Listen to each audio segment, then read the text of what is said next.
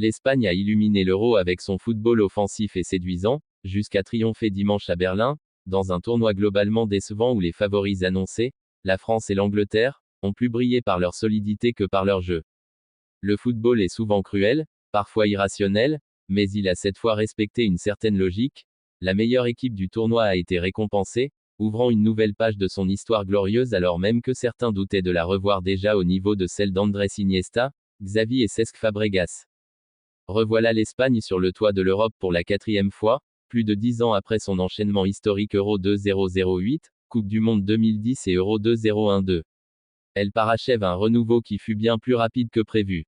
Alors que la plupart des observateurs la plaçaient en dessous des favoris, cette aura a rajeuni, renouvelée par son sélectionneur Luis de la Fuente, arrivé en Allemagne avec une confiance aveugle en ses joueurs mais sans expérience du haut niveau, a fait mentir tous les pronostics, imposant match après match sa supériorité collective. On lui promettait le groupe de la mort. Elle a envoyé la Croatie dans les cordes d'entrée, 3-0, étouffé l'Italie, 1-0, et dominé sans trembler l'Albanie, 1-0, pour boucler la phase de groupe comme la seule équipe à 9 points. Puis elle a croqué la Géorgie, 4-1, en 8e, avant de frapper les esprits en éjectant le pays hôte allemand en quart de finale, 2-1 à P. Puis la France de Kylian Mbappé en demi-finale, 2-1. Un parcours historique, conclu en apothéose à Berlin contre l'Angleterre, 2-1, avec une 7e victoire en cette rencontre et une nouvelle démonstration collective ponctuée d'un but de Mikel Oyarzabal en mode « super sub ».